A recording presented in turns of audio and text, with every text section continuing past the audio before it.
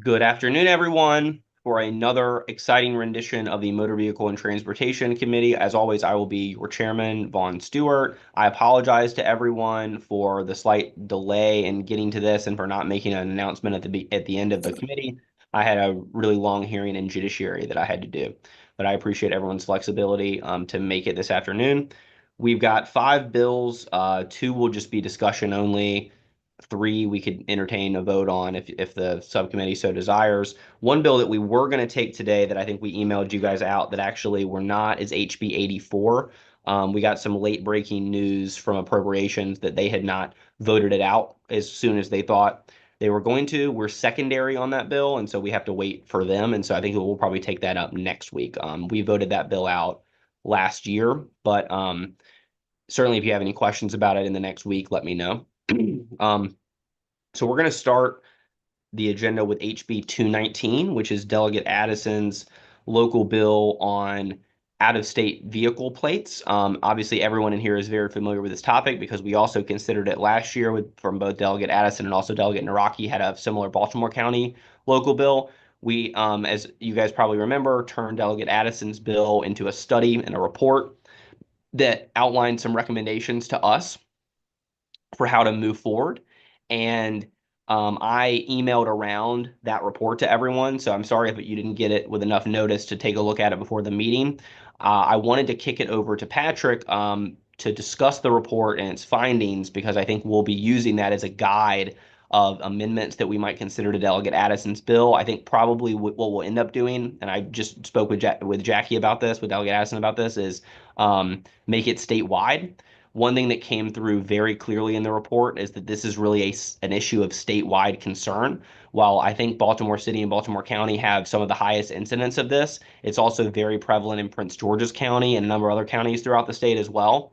So since it's a statewide issue, per the report, we want to make sure that we craft a statewide solution to kind of meet the problem and to meet the need. One thing, that Patrick and I were discussing is I think, thanks to Delegate Addison, I think we're really catching this issue relatively at its infancy. This whole idea of these Virginia plates in particular was kind of unheard of like 5 years ago if you look at the stats, but it's ramping up and it's ramping up really quickly.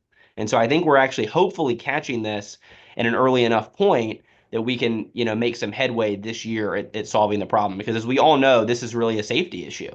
If you've got people that are flouting, the camera laws and the toll laws by intentionally trying to subvert our motor vehicle law by using out-of-state plates, that's a real big problem. So anyway, with that preamble over, Patrick, could you regale us a bit with what some of the recommendations were from the report and sort of what you've been kicking around and thinking about yourself? Okay, well, obviously this is a multi-pronged issue. I think the subcommittee knows most of the report. A lot of it's hashing out what we've gone through. But I think the most important part is I want to highlight one thing, but I want to first go through the conclusions of what the legislature could consider according to the report. One would be adding authority for the MVA to deny driver's license renewal or vehicle registration renewal after proper notice if they have any vehicle registrations in Virginia. And actually, Delegate Chair Stewart, we were talking earlier, I forgot about the driver's license part of that. That's a little different than what we were discussing, so that might be something to look at. The legislature also may consider penalties. I didn't quite understand the main part, but we can talk with the department about that later. Additional penalties beyond what we have for this violation.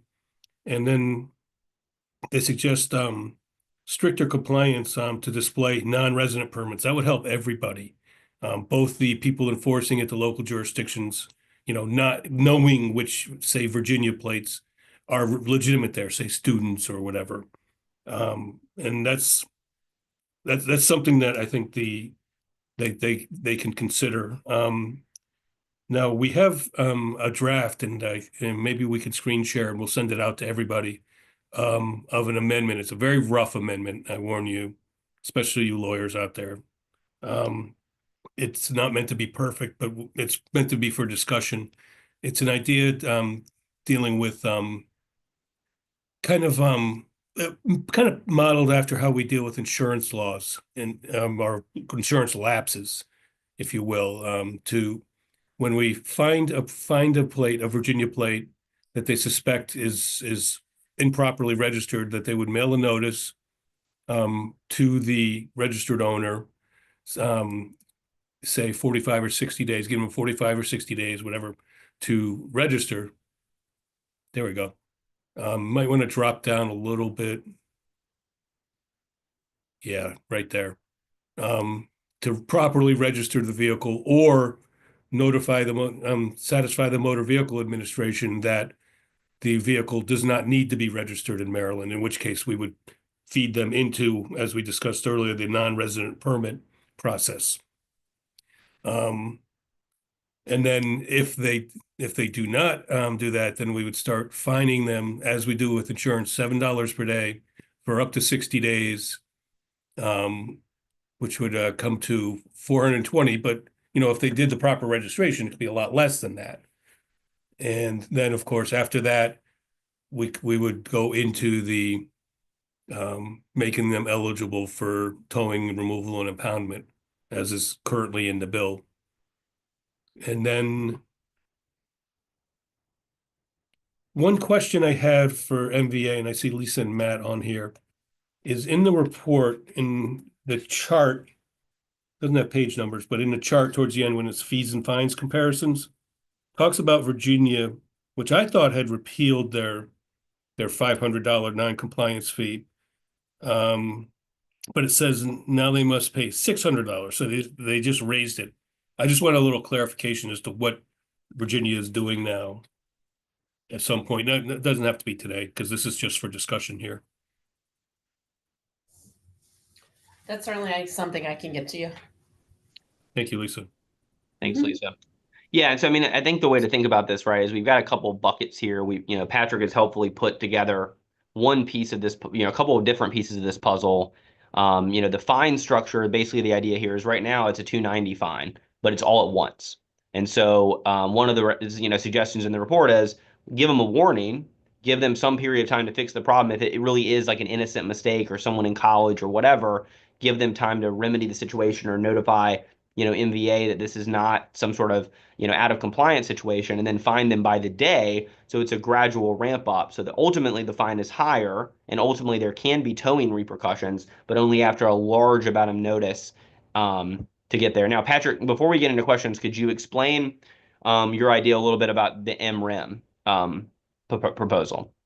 Well, in REM, and that is how the other out-of-state bill, which is completely unrelated to this bill, but that's how they deal with it. And that's how DC deals with the Maryland drivers in their bill. That would be not going after the registered owner. It would just be going after the vehicle and attaching, the civil fine and citations on the vehicle, which of course the vehicle owner would be obligated to pay. But if they're not paid, then the vehicle again would be subject to towing, impoundment, and the like.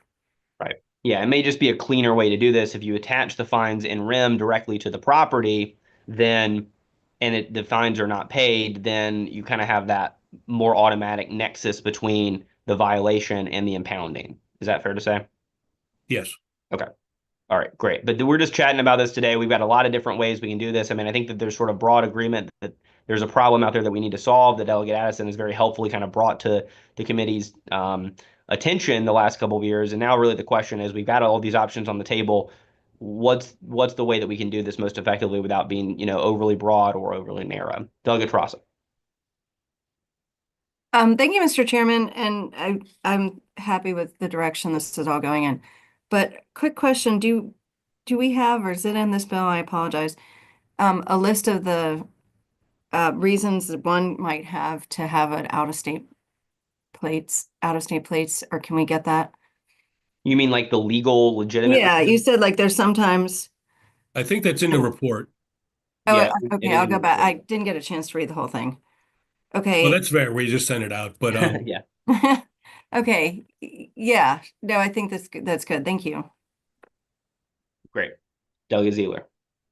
Thank you, Mr. Chair. So this is irrelevant, but I'm still curious. Why wouldn't the state of Maryland sue the state of Virginia for registering vehicles without a residency requirement, unlike all these other states? And it's interesting to me that they're going through the work to provide all this information to Maryland, which Maryland is using to try and get their money back. But this seems to me to be a potential lawsuit, which might be more effective than any legislation we could pass. Yeah, I mean, fair enough. I mean, we do have another bill coming from Delegate Foley that empowers the AG and state's attorneys to sue individual out-of-state drivers and go after them for specific toll. I mean, this also gets into issues of reciprocity, right? Like, wouldn't it be so nice if Virginia would decline to renew or have a registration in the first place, even if they weren't going to verify your residency, if they would decline it if you had a lot of Maryland fines? That would solve the problem. But yeah, it's a great point. We obviously we don't necessarily have the levers of the litigation authority of the state behind us as much as we'd like to, but it is true that, I mean, Virginia is just really putting us on the hook for a lot of heartache here. Delegate Terrazzo. Thank you, Mr. Chairman. Forgot this question. And we may have already talked about, sorry if they did, but what, do we have a definition of resident? Like, how do we know that a person is now a resident here versus somewhere else? Patrick, you want to take that? Well, in my experience, that domicile is a whole body of law of what do you call it, common law, and there's a whole lot of factors that you take into account. So it'd be a matter for the fact finder. Yeah, Lisa, do you guys have like a working way that you delineate? I mean, one thing that's really helpful in the report, I'll note, is that there's at least one case study of an example of a specific individual in Maryland who was just blatantly flouting the law, and it talks about how difficult it was for the state to hold them accountable. So I really hope everyone has an opportunity to read the report. There's some good stuff in there. But yeah, Lisa, do you have anything to add there? Not right now, but I can look into what we do have and get that over to you as well. Yeah, I mean, domicile is usually defined as residence plus intent to remain. That's the sort of common law definition of domicile. You have to both live somewhere and you have to intend to remain there for some sort of foreseeable future. That's why, for example, people can keep their Maryland plates or driver's license when they go to college because their domicile actually has not changed. They are going to college for a certain delineated period of time. So they reside there, but they do not necessarily intend to remain. So their domicile is still Maryland, and you don't get a new domicile until you lose the one you have. So in other words, if you're born a Marylander, you're a Marylander for as long as it takes you to get another domicile. And then that same logic applies to military and other. Right, exactly. Okay. And Chair Stewart, one thing that you mentioned about the example in Prince George's that was pretty unenforceable. It was a little disturbing to hear the police kind of knocking them off and saying, don't pursue this. Yeah. It's a really thorny issue. And I think that our law enforcement officials feel hamstrung. I mean, if you read the report, this comes across clear, but they feel like they don't have the tools or they're nervous to use the tools they have to actually enforce this stuff for many reasons. But yeah, Delegate Healy. You're on mute. Okay, can you hear me now? Yep. Okay, I want to go back to this domicile business just for a second. I mean, there are people who spend half the year in, especially seniors who they decide to share their time in some other place as well as Maryland. Maybe they came from Maryland, but they have family somewhere else, and they go spend 6 months or even longer in another state. But they keep coming back. I mean, they still have a home here. They still do all the things they do. So I just don't understand. Is it a period? What's the period of time for how long you have to be out of state before? It's usually 6 months in one day, Delegate Healy, just broadly. So for tax purposes and other things, it matters a lot what your actual home state is considered to be. And usually it's aligned as where you spend most of your time in a given year.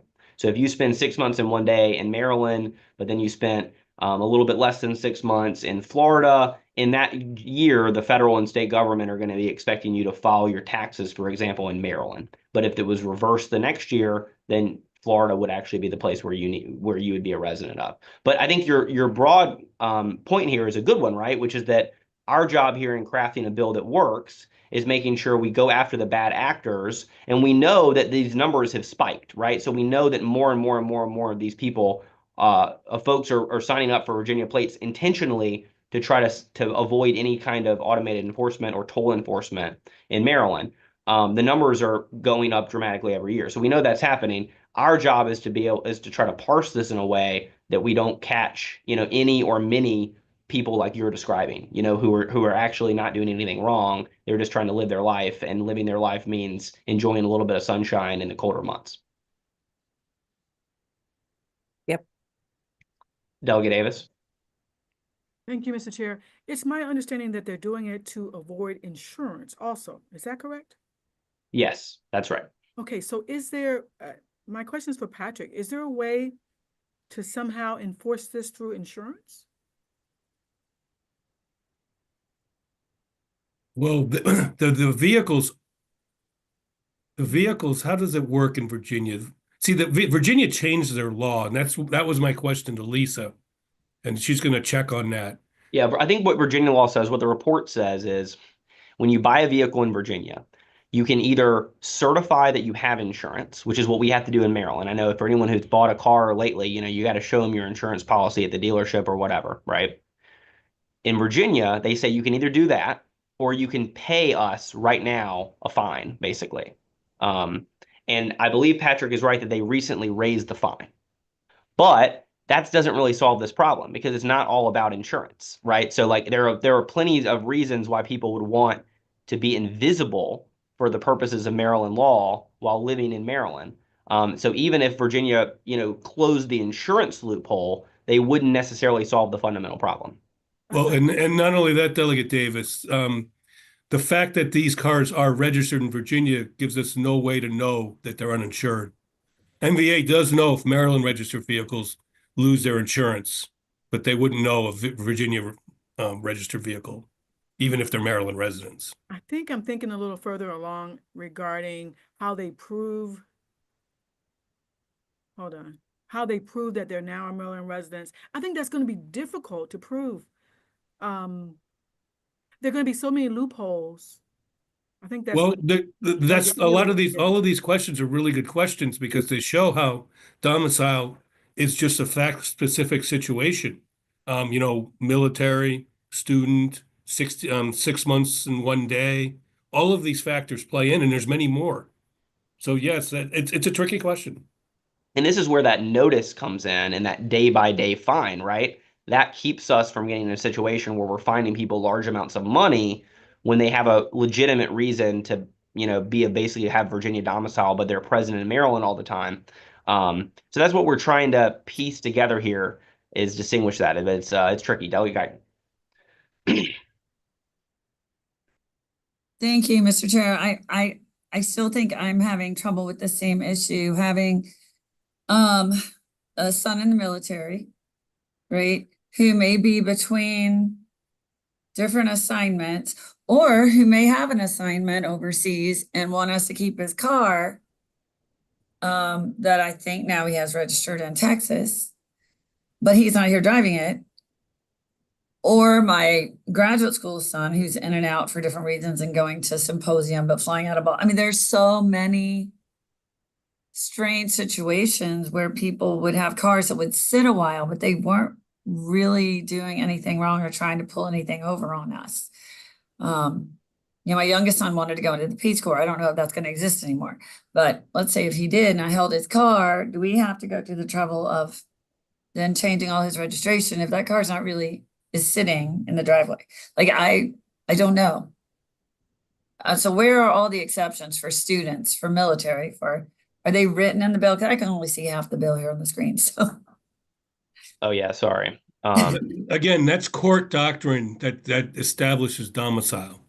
And there's all of those factors you said and others can play into Right. that depending on the situation. There's no definition of domicile. Yeah, I mean, the hope would be basically if they were sent a notice or they started receiving $7 fines or whatever, daily fines, that they would work with the MVA or law enforcement to show their, the proof of residence. That would be their opportunity to say, here's my driver's license in this state, or my son is a student here, my son is stationed here, here's his driver's license, here's his voter registration, whatever he's got to sort of prove the legitimacy of the registration. But Delegate, you're right that I mean these are all issues that we need to think about as we work through what the right solution here is. So I guess my question to that, if I could follow up, is often, I think this particularly with military and with students or people who are on service projects, right? They're not going to get that mail. Right. They're just not going to get that mail. Well, and this speaks to the Foley bill too, right? We know MVA has email addresses, right? But we can't guarantee that they're going to get the email too. Well, for the record, though, we can put these notices on the windshield too. Right, that's true. That is one advantage we have with this is that there actually is a physical vehicle that we can post notices to, Mhm. which is obviously harder to do like in a lot of other different contexts where, for example, a tow, you don't have the vehicle anymore. So there are and maybe that's something that we need to work through more explicitly, Delegate, into is like how many notices they get, what are the form of the notices, etc. Delegate Trosm. Sorry, real quickly. So the driver's license, can you get a driver's license, Maryland, if you were not a Maryland resident? No. So if they got a driver's license here, I feel like that would at least take care of it for those people, for if you have a Maryland driver's license. I don't know how that. Well, yeah, you could just show your Maryland driver's license to prove that you're a Marylander, and you could show your Virginia driver's license to prove you're a Virginian. But if they, and most of these people are going to have, if people are violating the law intentionally, they're going to have a Maryland driver's license and Virginia plates. And that's why one of the recommendations of the report, which Patrick mentioned, is one option we do have on the table is when you go to renew your Maryland driver's license, which only happens, I think, every 7 years, right? When you go to renew your Maryland driver's license, if you have a Virginia registration, that could be a flag on your registration. That doesn't mean you're never going to get your renewal, but you have to explain to the MVA why you have one or more Virginia registered cars. It could be a child, or what, living in the residence or whatever. But if it's in your name and it says that you live in Virginia, but you're trying to get a Maryland driver's license, you got to square that with the MVA. So that's one policy lever at our disposal. Great, thanks. Delegate Davis. Thank you, Mr. Chair. I think I finally got my recommendation. My recommendation is that once you identify a Virginia vehicle, that you ask them to prove insurance, to show insurance, because they can't show insurance, right? Well, some of them probably do have insurance and they've signed up for Virginia plates for other reasons. Insurance in Maryland? Yeah, or wherever. Yeah, I mean, when you sign up for a Virginia plate, you can either pay the fine or show them insurance wherever. I mean, some people with Virginia plates, they would say, oh, I don't have insurance now. And then they could, I guess, theoretically sign up for Maryland insurance thereafter, pay the fine, get Maryland insurance. But I'm not because I know some people are doing this for non-insurance reasons. I'm not sure that an insurance-based solution is the right answer, but I'm also not sure that it's not part of the puzzle here either. So, I mean, it's a good idea. Okay. They'll get Addison. The woman of the hour. To answer, I think it was Delegate Guyton's question. I'm reading in the report. It says example of non-residence exceptions under statute include students, military members, temporary employees, and visitors. Did you read that? So she said that her son was in the military. Yeah. So wouldn't that be an exception for him? Thank you for that clarification. No, I haven't read the report, as is obvious right now, because you had to read it to me, but I appreciate it. Okay. Yeah, and to be clear, we just sent the report over, so we're not actually expecting anyone to be that much on top of everything. But yeah, I mean, I think the issue here, Delegate Addison, is there are exceptions, military, student, all these things are exceptions of why they shouldn't go after you. I think what we've got to piece together here as a subcommittee is how do we have MVA or law enforcement verify that someone is an exception? How do we notify them to give them the opportunity to provide that proof? How do they provide the proof? That's what I think that the thorny thing comes into that we're going to have to think about. Delegate Ziegler. Thank you, Mr. Chair. So I'm also thinking to myself, I think a lot of people do this in part because of insurance, because Virginia's insurance is cheaper, and particularly in terms of uninsured motorists, the uninsured motorist piece of it. But wouldn't that constitute insurance fraud? Because you are effectively, I mean, your insurance rates are set based in part on where you live and how much you drive and what you drive. So you would be you would be telling your insurance company that you live in Virginia, presumably. So If that's you have another, insurance. I'm sorry, Patrick. If you have insurance. If you have insurance, right? But I was just saying, I think there are people who buy do the Virginia plate thing in part for the lower insurance costs. Certainly. Yeah. But I think there might be a fraud issue there. Right. Yeah, fair. I think that's right. I think that obviously if you lie to the insurance company about where you live, you're absolutely committing a crime at that point. Right. Yeah. Yeah. And I guess the thornier issue is like that's the one thing that the report doesn't really spell out because it's really impossible for us to know as a state of the population of Virginia plates, how many of them have insurance and how many of them don't, and what is the primary motivation. We don't really know that, but we do know that insurance is a factor. But I'm wondering if MIA and or private insurance companies might not want to help us with this. Right. Fair. Yeah. Good point. Okay, well, we will move on since that's just discussion. Delegate Stewart, can I just say one more thing? Yeah, of course, always. In response to Delegate Ziegler's first question, if Maryland sued Virginia, wouldn't that go right to the Supreme Court? And wouldn't that be fun? Yeah, there's that famous New York versus New Jersey case. Yeah, I don't know how the standing issues work there, but it might just be land disputes, but I think it's everything. Yeah, I'm not sure. I'll have to Google that. Okay. Great discussion. Really appreciate everyone's thoughtfulness. We'll continue plugging away. We'll keep you guys updated. If you have any other thoughts, let me know. We're going to move on to House Bill 234. This bill relates to the penalties for injuring or causing the death of vulnerable individuals, basically road users. It looks like Maddie is pulling up the latest copy that we've got. We can briefly, walk through if you want to keep scrolling down. Mr. Chairman, is there a way to make that slightly bigger?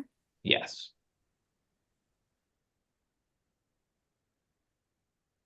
Okay.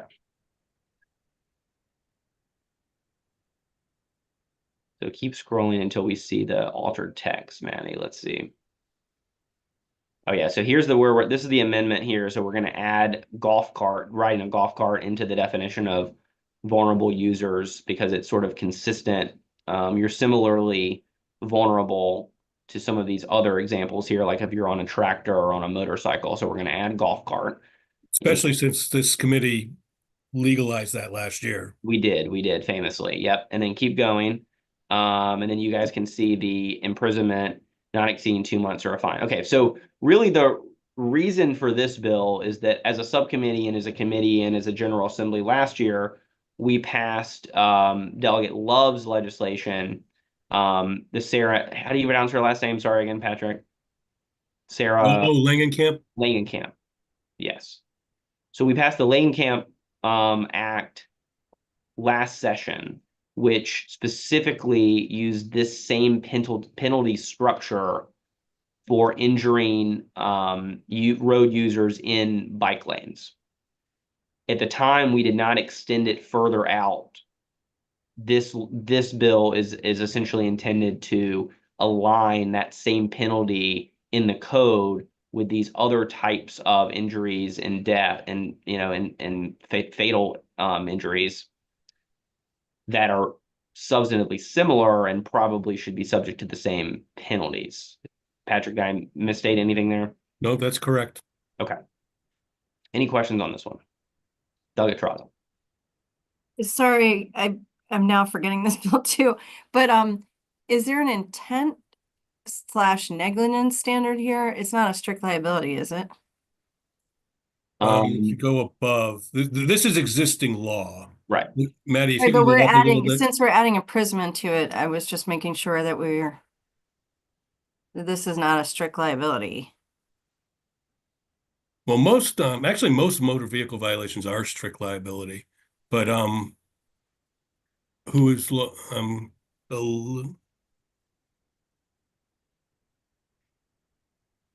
yeah the an individual may not cause the serious physical injury or death of a vulnerable individual as a result of the individual operating a motor vehicle in violation of the vehicle law. Yep. So, I mean, I think most of the time in the motor vehicle law, there's no mens rea attached. As I should say, in the rules of the road. Right. Okay. And again, this is only as it relates to people who are lawfully operating the vehicle. So if someone's not at fault, in other words, someone's not lawfully operating, someone's a vulnerable road user who is unlawfully either not in a crosswalk or in some place they're not supposed to, then that's not a violation of this article and it's not subject to any penalty. But if someone is lawfully operating one of these things and they are where they're supposed to, and you kill them or you seriously injure them, then the current penalty is a fine not exceeding $2,000. Last session, we added this small imprisonment provision. This bill attempts to align the rest of the code with the narrow carve out that we created in the bill from last session. Delegate Davis. Thank you, Mr. Chair. I have some notes on this, and I can't put my fingers on them. But Oh, you can come back. In light of what happened today, with all the additional reckless driving and all these other bills with different fees and different penalties, I think we should look at them together. I don't like I'm not comfortable with the idea of piecemealing them. Okay. I appreciate that feedback. Delegate Ziegler. Thank you, Mr. Chair. What is an EPA MD? Segue. Okay, thank you. And I very much appreciate farm tractor and farm equipment being added to this. Delegate Guyton. Thank you so much. I think this is a really important bill. Most of the questions I had initially have been cleared up through just this mini conversation and also reading it more carefully. I would like to ask for one addition. It's come up in a couple of our bills recently. My husband rides a unicycle, and the unicycle is not listed on this list. I know we have some other unicycle related bills that we heard last year and this year. I would like to request that we add that just shows how strange he is. If you already don't know, he's married to me, so. Okay. All right. Possible unicycle amendment for Patrick. That'll be fun. Delegate Davis, is that a stale hand or is that a fresh hand? You're good. Okay. So Delegate Davis, my question for you is, I know that you said that you'd like to look at all this together. I mean, are you saying you'd like to hold the bill for a week and while we wait for some of the other penalty bills to come up, or are you comfortable voting today, knowing that we are probably going to be hearing more bills in the subcommittee ramping up or considering penalties for different types of offenses? I don't think it makes sense to piecemeal it at all. I guess I'm asking for a whole, but I mean, if the group, I don't like them. So, but if the subcommittee doesn't, wants to move forward, fine with me, but I hate them. And I don't think it's a good idea. I do have a question for Patrick though. What's the difference between like felony murder? What's the difference? Manslaughter or felony murder, something else that you would, Well, I think those are completely different things, although they're outside of our jurisdiction.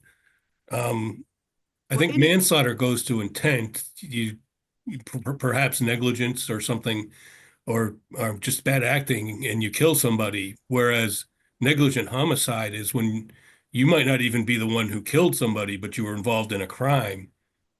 I said, yeah, you said felony murder. Excuse me, that's what I meant to say. Felony murder. You're the getaway driver or something like that, and someone else commits the crime and you drive them away. You could be convicted for felony murder, even though you didn't kill anybody. Yeah, I misspoke. I misspoke. I'm looking for the highest crime you can have in a motor vehicle. Probably Murder. Well, murder one, yeah, if you drive someone over. Yeah. That sounds like what they were going at in the hearing today. How is it? Yeah. How is it different than this? So, I mean, murder one would be you have to have the mens rea of you're intentionally trying to kill someone. And then if you go down from there, you'd have negligent homicide, which would be reckless disregard for someone's life. So you're not intending to kill someone, but you were reckless about operating the vehicle. So negligent homicide would be probably include DUI, DUI related offenses, or if you were going, 200 miles per hour or whatever. But I mean, reckless disregard is a pretty high standard to reach.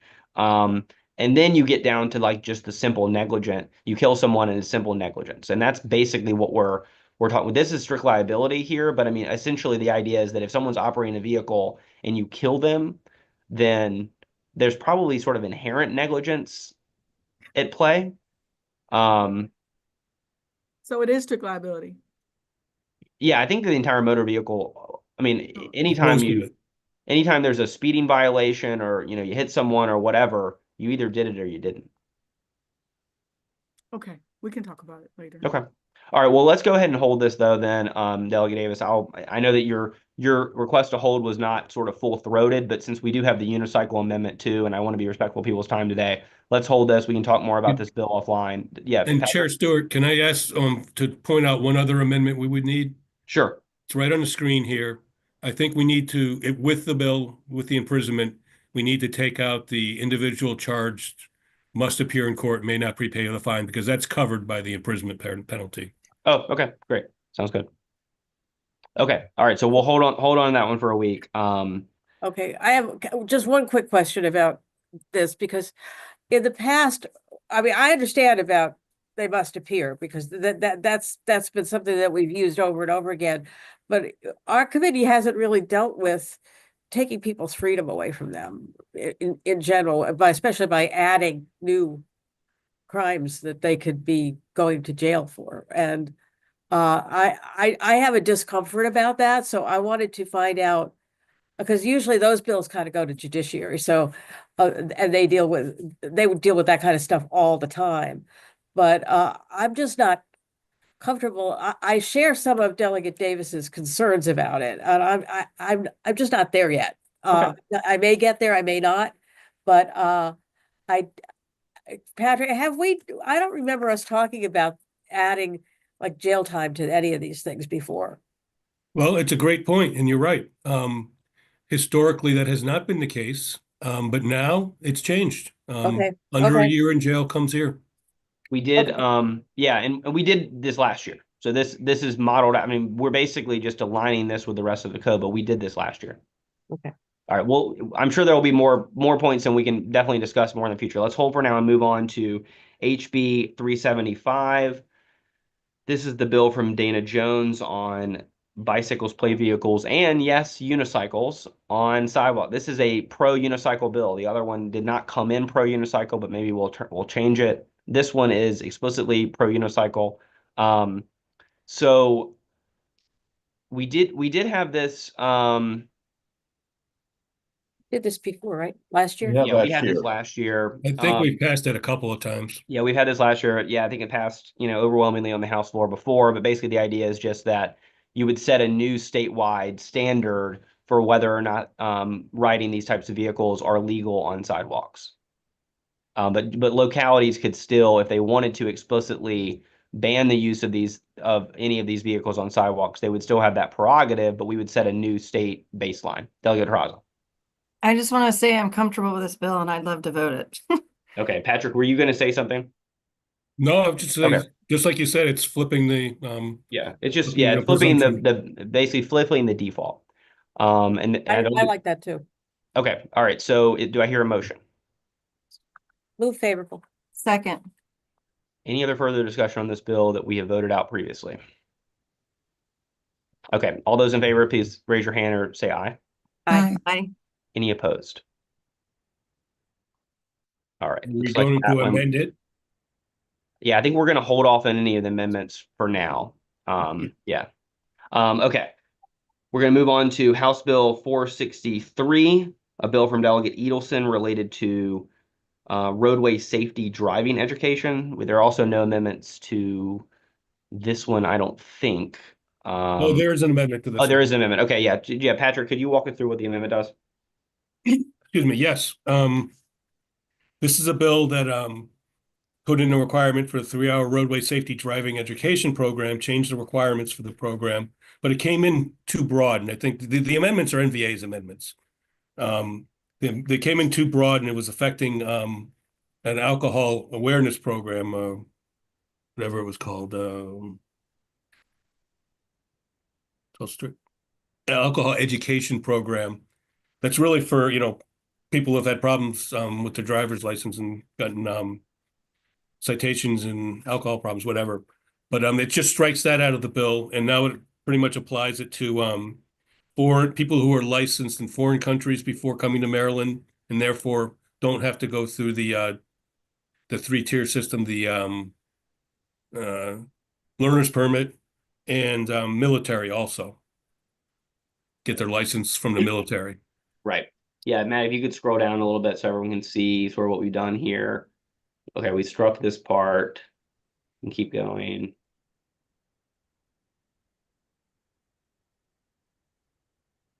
All right, so here's where it sort of, the new bill begins. So that basically directs them to create this 3-hour roadway safety driving education program and keep going. And so here's kind of the crux here. So this new program provides this kind of instruction.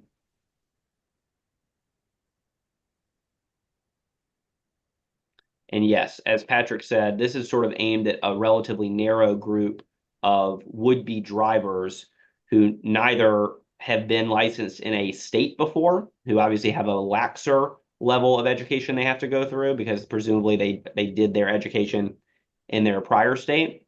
But yet it's a midpoint between people who haven't been licensed before at all and people who have been licensed before in a different state. And that relates to folks, for example, who are licensed in another country. So they have some passing familiarity with driving, but not necessarily using our roads in the United States or our rules in the United States. So this is something that the agency is wants, and I think worked with the sponsor to create. Yeah. Any discussion on this one? Delegate Healy. Yeah, does this affect tourists, like people who just are here for a very short period of time? Like, Yeah. if I go to Ireland for, vacation and I rent a car and I have to drive on the other side of the road for a while, they don't maybe change that. No, it's just people who want a driver's license. Oh, okay. This is mainly immigrants or people with green cards or perhaps Got it. diplomats or Okay. something like that. Yeah. So hopefully Delegate Healy will all just sort of retire in Ireland and we'll live there slightly less than 6 months out of the year, and then we'll get driver's license over there or something. That sounds like a great future. Okay, any other discussion? Okay, seeing none, any motions on this bill? Move favorable. Is there a second? I'll second. Second. Okay. Any final words of support or opposition prior to the vote? Seeing none, all those in favor of House Bill 463, raise your hand or say aye. Any opposed? All right, that bill, like the prior one, will receive a favorable recommendation from Hey, Vaughn, Yep.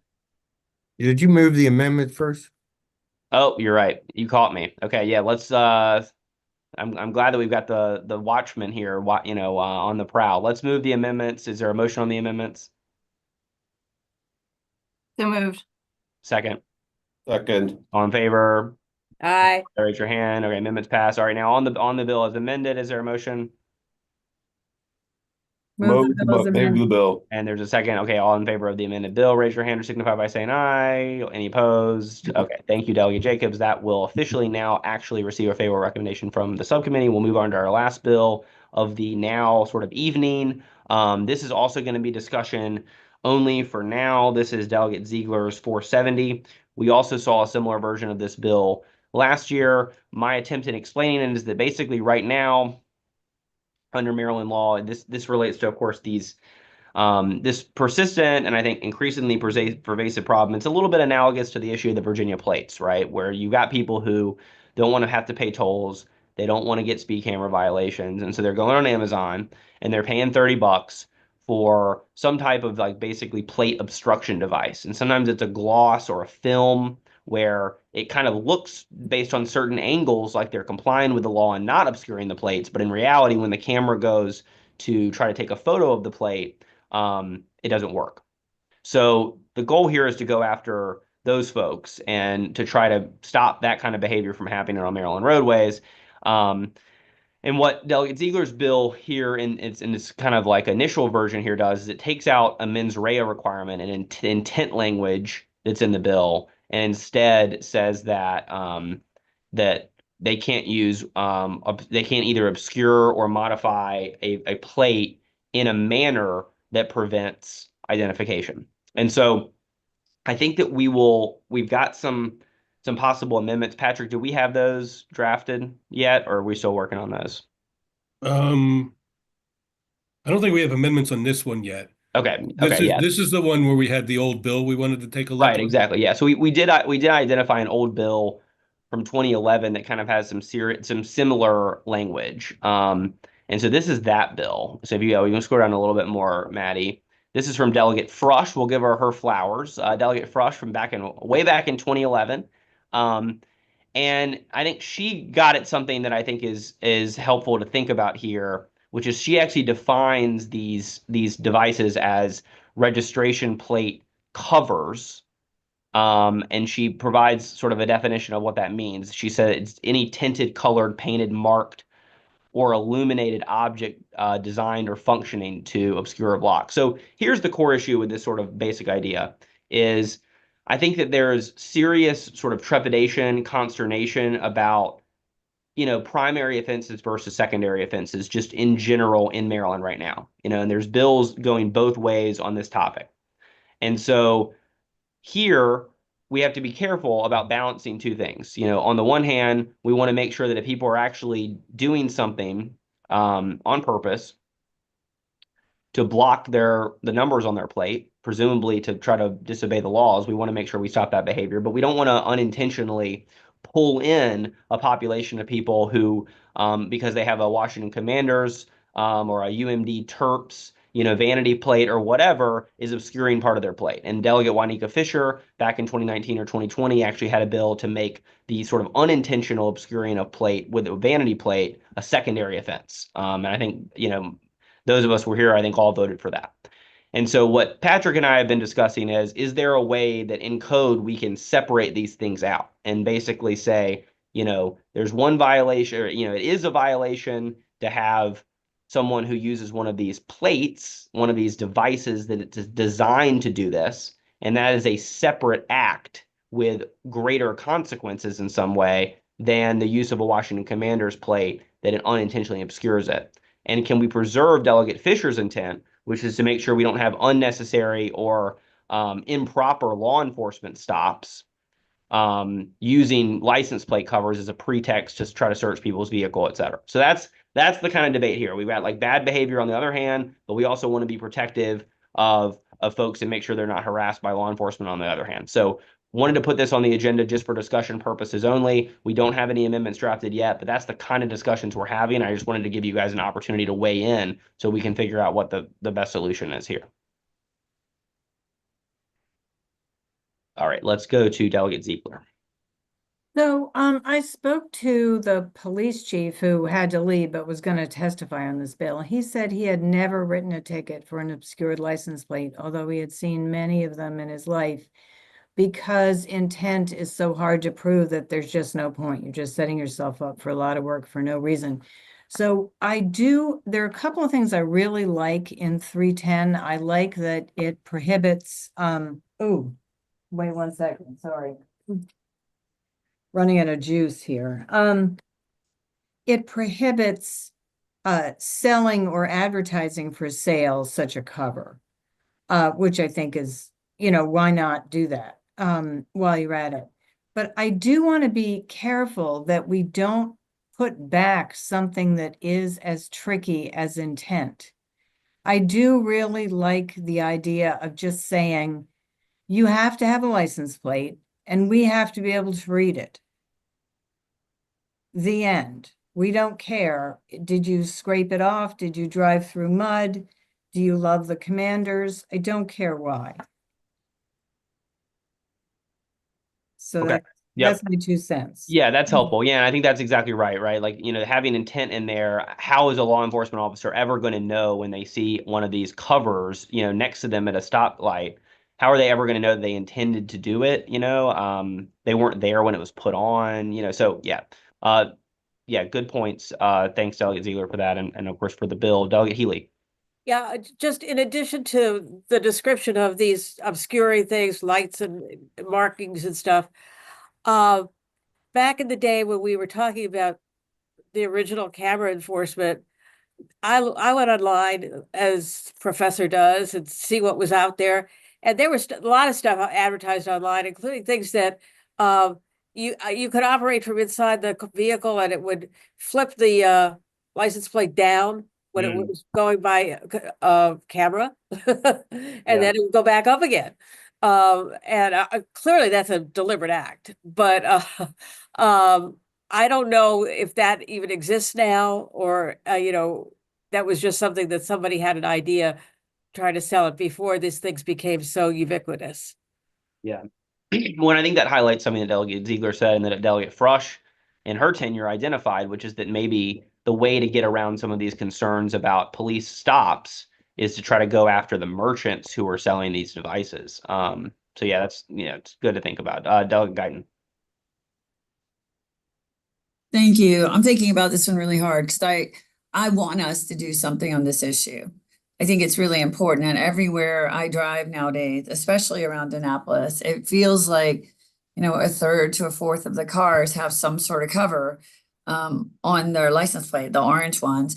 And recently I've been seeing, every time I go onto Facebook, which I shouldn't be on anymore, I've been seeing advertisements for not a cover, but like you can put it over one letter. It doesn't change anything. You can't tell, it doesn't obscure it. You can still read it, but for some reason, I don't know what it does. It can't be read by a camera accurately. There are so many of these things. I'm not, people are smart when they need to break the law. So I'm not sure how to get to all of that, but I would definitely want to see something more than it has to be readable, because you can read it and you can still protect the license tag from a camera. I feel strongly we need to do something. I'm just not sure exactly what that looks like. Yep. Yeah, totally. I mean, I think I'm in the same boat, Delegate, and that's why we're all in this together. Delegate Ziegler. I just had one more thing I wanted to say too, which is that police officers always say how dangerous traffic stops are, and they're certainly traumatic for drivers. And there's just a whole, there's been this whole issue around that. And the wonderful thing about this technology is it could cut down drastically on the need for traffic stops and release police officers to do higher level work and be less traumatic for drivers. But again, we have to be able to read your license plate. Yeah, indeed. And Delegate Davis, I saw that you briefly had your hand up. Did you have anything? Okay, all right, just making I have sure. a question. Sure, Delegate Healy, yeah. I have an idea. I mean, could we do something like, if you see, like we do with traffic, with parking enforcement, if you see a car parked that has one of these covers on the license plate, write a ticket, leave it there. Whatever we decide is the adequate fund, and that doesn't require a policeman to stop anybody. Right. Yeah, that's smart, right? I mean, whether it's parked or you see it alongside you on a stop slide or whatever, just writing a citation or especially with these ones where the film is meant so that it actually looks like they're complying with the naked eye, but you can tell they're not with a camera. If a police officer they can clearly make out all the letters so that they can, attach some sort of fine to the vehicle. You can send it in the mail or whatever. That would avoid the need for a stop. So that is something I think, we can also look into. I mean, I think right now, to Delegate Ziegler's point, the intent thing makes it so they probably can't even really do that. They can't even mail you a citation if they wanted to, because how can they possibly divine intent if you're just in a parking lot? Delegate Davis? Yeah, they can. If they can't read it, that's enough intent. I don't think the police officers want to do it, you guys. And because they don't want to do it, we're going to impose all these fines. It's crazy to me. You don't need to do anything but say, I can't read your tag and write you a ticket, as Delegate Healy said. Nothing more. But the intent is the problem with the officer, not with the individual, or not with the law. Okay.